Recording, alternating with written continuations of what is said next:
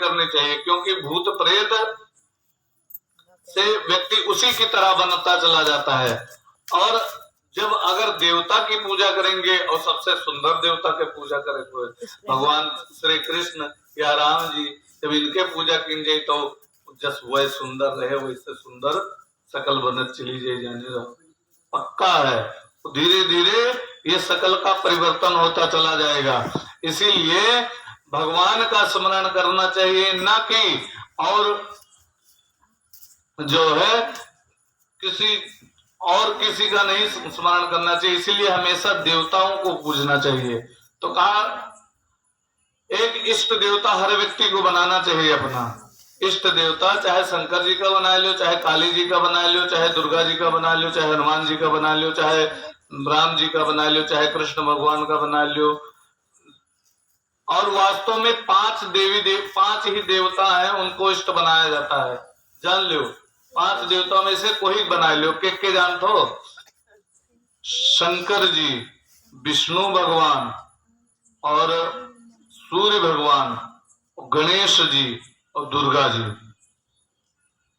ये 5 देवता हैं। इनमें से किसी एक को इष्ट बनाना चाहिए और इन्हीं 5 के अंतर्गत सब आ जाते हैं। तो कहा अगर किसी इष्ट देवता, जिसको इष्ट देवता बनाया है, तो इसका मतलब ये नहीं कि हमने शंकर जी को इष्ट देवता बना लिया तो अब शंकर जी के अलावा हम कोई मनबे ना कर रहे। हम शंकर जी का माने थे, हम काली खाने काहे जल चढ़ाए, हम तो खाली शंकर जी का जल चढ़ाई। सूर्य भगवान का काहे जल चढ़ाई, हम तो खाली शंकर जी का जल चढ़ाई। और हमें कोनो देवी देवता सुनाई, मतलब ऐसा नहीं करना चाहिए। करना क्या चाहिए, हम शंकर जी को मानते हैं, शंकर जी का नाम जपते हैं, ओम नमः शिवाय, ओम नमः शिवाय, लेकिन हम काली खाने पर भी हमें जल चढ़ाना चाहिए और प्रणाम करना चाहिए। हे मैया, मैं भगवान का नाम खूब लेता था, ओम नमः शिवाय, ओम नमः शिवाय खूब सहीगर कहा, 2-4 माला हो जात रही, अभी एको नहीं हो पाओ थी। हे माता कृपा करो कि हमारे वैसे फिर और चले लगे, और ज्यादा होन करे, माला और सहीगर हो लगे। तो का पूजा की हो आप काली जी के और मानो के का अपने शंकर जी का। ऐसे हम जो है राम जी के भक्त हैं, हम राम जी के अलावा किसी को नहीं मानते। तो एक मतलब ये नहीं कि हम वैष्णो देवी न जाए। वैष्णो देवी जाओ, माता जी को प्रसाद चढ़ाओ और प्रसाद चढ़ाने के बाद प्रणाम करो कि हे माई कृपा करो कि मेरे अंदर जो राम जी का मैं स्मरण करता हूँ वो और बढ़ता चला जाए। इस समय मैं बहुत ढीला हो गया हूँ, भगवान का स्मरण नहीं कर पाता, तो कृपा करो कि मेरा राम जी का स्मरण और अच्छे से होने लग जाए।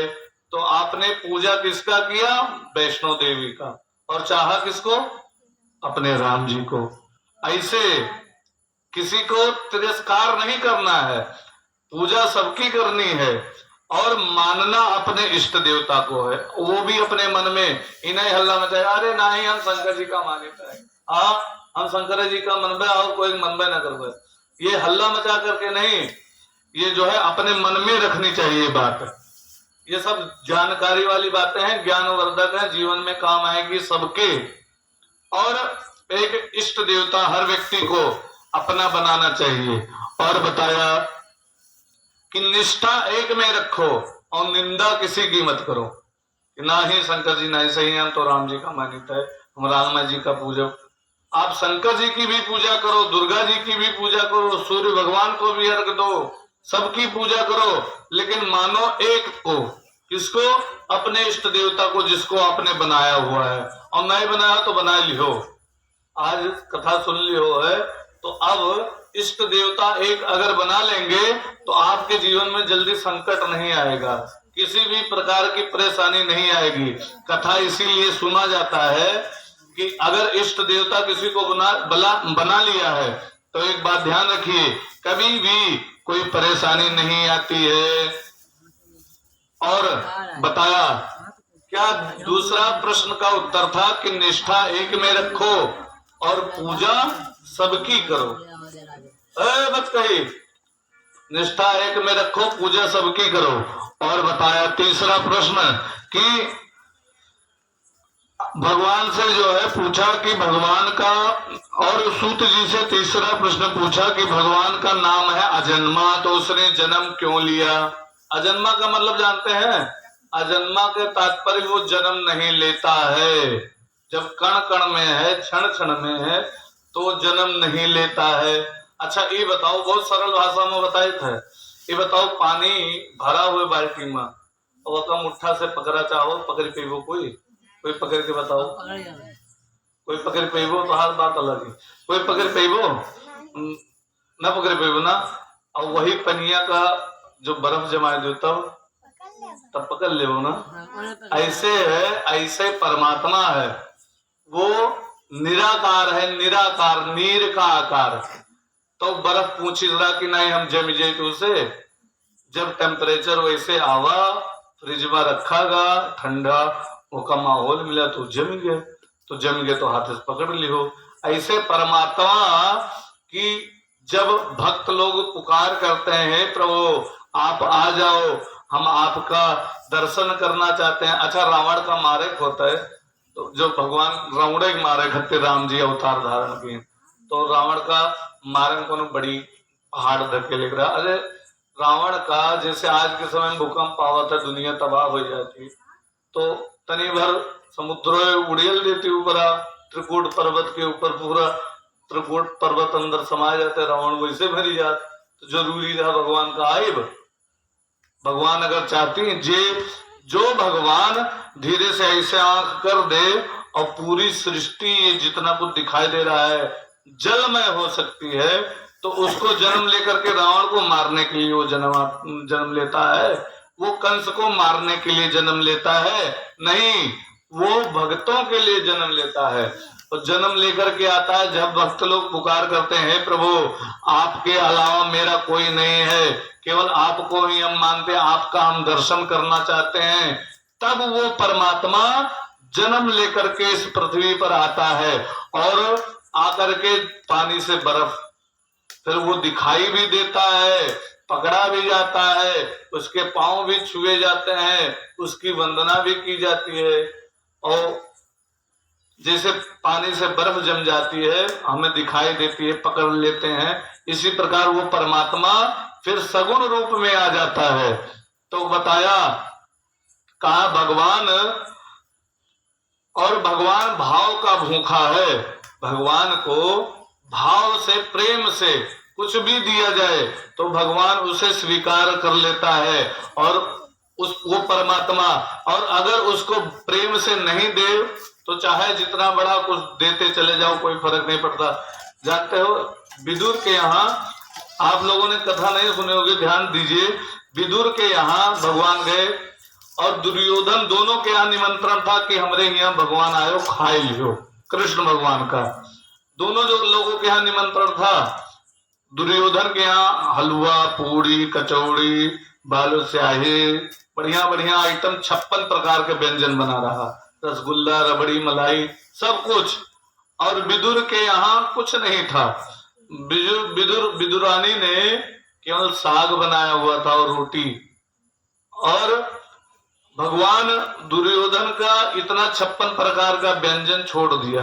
दुर्योधन ने कहा अरे प्रभु आओ, आपके इच्छा से कोनो कमी तो रहे ना हमारे यहाँ, लेकिन भगवान ने कहा नहीं, हम आपके यहाँ भोजन नहीं करेंगे कृष्ण। और वो विदुर के यहाँ जो कि नौकर था उनके यहाँ, विदुर के यहाँ पहुंच गए, और विदुरानी जानते हो क्या कर रही थी, विदुरानी ने देखा अरे हमारे प्रभु आए हैं, हाथ जोड़ करके अरे प्रभु आइए बैठिए, खूब अच्छे से बिठाया, और बिठा करके भगवान को देखती जाए, केला ले आए, केला, और केला छील छील के, केला का जो गूदा रहे अंदर वाला वो का फेंक दे नीचे, वो केला छिलका दिए और वे खा चला जाए भगवान। देखो भगवान प्रेम का भूखा है, ना कि जो है आपके 56 व्यंजन का भूखा है, नहीं, प्रेम से वो खाते चले जाएं, खाते चले जाएं, खाते चले जाएं मस्ती से, और पूरा केला खत्म, गूदा गूदा नीचे, वह दिन छिलका छिलका भगवान का खवा दी। और सोचो, लेकिन परमात्मा को प्रेम से दिया तो भगवान उसे ग्रहण करते चले गए। अब विदुर जी आ गए, विदुर जी ने देखा, अरे देख करके दोनों का प्रेम, भगवान के प्रति अपने जो है पत्नी का प्रेम देख करके विदुरानी का, विदुर जी बड़े प्रसन्न हुए। फिर कहा, अरे होश में आओ, छिलका छिलका खिला दिया, गूदा छोड़ा हुआ है, केला के जो गूझा रहा तू कुल बहा दियो और छिलका छिलका खवा दियो भगवान का।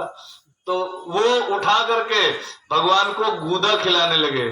तो भगवान कहते, अरे विदुर जी वो स्वाद नहीं है जो छिलका में स्वाद आवा रहा, वो स्वाद तोरे बूझा में नहीं है। कहे भगवान को प्रेम से कुछ भी दिया जाए, एक थोड़े अगर प्रेम से एक अच्छा चढ़ा दो, एक फूल चढ़ा दो, तो भगवान उसी में प्रसन्न हो जाता है। परमात्मा इतना दयालु है। तो कहा, भगवान कहता है कि भगवान कहते हैं, भाव का भूखा हूं मैं और भाव ही बस सार है, भाव से मुझको भजे तो भव से बेड़ा पार है, भाव बिन वो कुछ भी देवे मैं कभी लेता नहीं, भाव से एक फूल भी दे वो भी मुझे स्वीकार है, अन्न धन और वस्त्र भूषण कुछ न मुझको चाहिए, आप हो जाए मेरा बस यही मेरा सत्कार है। हे प्रभु, हम आपके हैं, आप हमारे हैं, भाव बिन सुनी पुकारे मैं कभी सुनता नहीं, तेरे भक्ति भाव की मुझे करती लाचार है। और भाव के बिना कोई अगर कुछ भी मुझे बुलाए, कुछ भी कहे, तो मैं आने वाला नहीं हूं, लेकिन अगर प्रेम से बुलाएगा तो मैं मजबूरी लाचार होकर के मैं दौड़ा दौड़ा आता हूं। एक जो है बड़ा सुंदर दृष्टांत याद आ गया। एक जो है बड़े अच्छे संत थे, उनका नाम था माधव दास।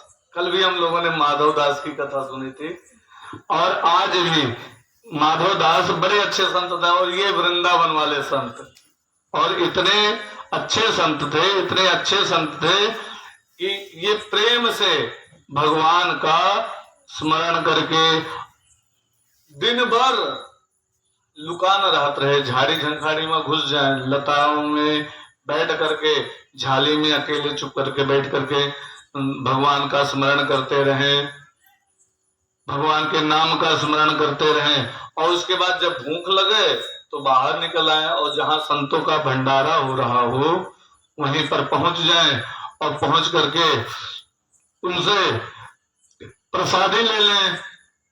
और संत लोग जब खा लें, भोजन कर लें, भोजन पा लें, तो उससे जो उसके बाद पत्तल फेंक दिया जाए, तो उस पत्तल में से प्रसाद उनका छूटा हुआ जूठा सब चीज इकट्ठा करे, पूड़ी कचौड़ी जो कुछ भी बना रहता था सब एक कटोरा में इकट्ठा करें, और इकट्ठा करके संत का जूठन खाना चाहिए, शीत प्रसादी कहते हैं इसको।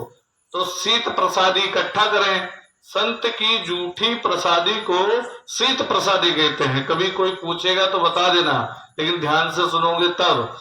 तो उसको इकट्ठा करें, और इकट्ठा करके अपने सकोरे में रखें, और रख करके, सकोरा अर्थात जो है मिट्टी का इतना बड़ा बर्तन होता है जिसे परई बड़ी वाली, उसी में रखें और लेकर के चले जाएं, और लेकर के जाकर के भगवान का उसी से भोग लगाएं। देखो, हम लोग कहा जाता है, लेकिन परमात्मा को प्रेम पसंद है, और ये सत्य घटना है। उसी से भगवान का भोग लगाएं, और भोग लगा करके उसके बाद उसे फिर खुद खाएं। ये विधि और निषेध से ऊपर है, ये ऊंची अवस्था है, ये सबसे ऊंची अवस्था है, इससे ऊंची अवस्था कोई नहीं होती है, बड़ी ऊंची अवस्था। अभी तो हम लोग नीचे अवस्था में, पहले जल चढ़ाओ तो सीखो, कोई जल नहीं चढ़ाएगा जी, अरे जल चढ़ाओ छोड़ो, नहाना जी है, नहाए कर, अरे नहाओ, पहले जल चढ़ाओ, जल चढ़ाओ के बाद धीरे धीरे एक एक सीढ़ी आई, तब फिर ये अवस्था आई जो ये संत का है, सबसे ऊंची अवस्था। उससे जो है भगवान का भोग लगाएं शीत प्रसादी से, जो जूठा इकट्ठा करके रखे उसी से भगवान का भोग लगाएं और भोग लगाने के बाद उसे तब खुद खाएं। एक दिन जो है भगवान का स्मरण करते थे, करते करते समय हो गया ज्यादा और निकले जी से बाहर, फटाफट शीत प्रसादी इकट्ठा की और इकट्ठा करी। उसके बाद भूख लगी थी बड़ी जोर से, भगवान का भोग लगाना भूल गए। उस दिन भगवान का वो भोग लगाना भूल गए और एक कौर तोड़ा और तोड़ करके जैसे मुख में डाला तैसे याद आ गया, अरे आज भगवान का भोग नहीं लगाया, गड़बड़ हो गया, आज तो मैं भगवान का भोग नहीं लगाया, आज तो मैं वैसे खा रहा हूं। तो एक संत ने लिखा बड़ा सुंदर, संतन को यह शीत प्रसाद लियो मुख डारी ना जात गिरायो, लीलत लाज लगे मन में मन मोहन को नहीं भोग लगायो। और एक तो संतों का वो प्रसाद उगिल दे तो गड़बड़ा जाए और निगल ले तो भगवान का भोग नहीं लगाया। अब वो बेचारे बैठ करके रोते जाएं। लीलत लाज लगे मन में मन मोहन को नहीं भोग लगायो, भय गति सांप छछूंदर की काह कहूं कछु समझ न पायो, बीती गयो वह वार बिनीति गई रजनी दिन दूसर आयो। मुख में कौर डाले हुए और रोते जाए, हे प्रभु मुझसे बड़ा अपराध हो गया, मैंने आपका भोग नहीं लगाया, मैं उसे अब थूक दें, जो उगिल दें उसको उगल दें तो संतों के प्रसाद का अपमान होता है, और निगल लें तो भगवान का भोग नहीं लगाया। रोते जाए रोते रोते इतना रोए कि पूरा दिन मुख में कौर डाल करके बैठ करके केवल रोते जाएं और कोई काम नहीं, केवल रोते जाएं। तब बीत गयो वह वार विनीत, वो पूरा दिन बीत गया, सुबह से लेकर के शाम हो गई, उसके बाद फिर रात हो गई, फिर सुबह हुई और वैसे मुख में कौर डाले हुए बैठ करके रोते जाएं और कौर डाले रोते जाएं। और जब दूसरा दिन आया तो ये जो है संतों का प्रेम है, ऐसा प्रेम होना चाहिए भगवान के प्रति कि तार टूटा नहीं हो। हमारा कथा में बैठो, कहूँ मन भागी, कहूँ देखी तो हमारा मन कितना भागता है, लेकिन देखो तो संत का मन हिला नहीं, बस केवल यही ग्लानि, यही दुख था कि हे प्रभु आपका भोग नहीं लगाया।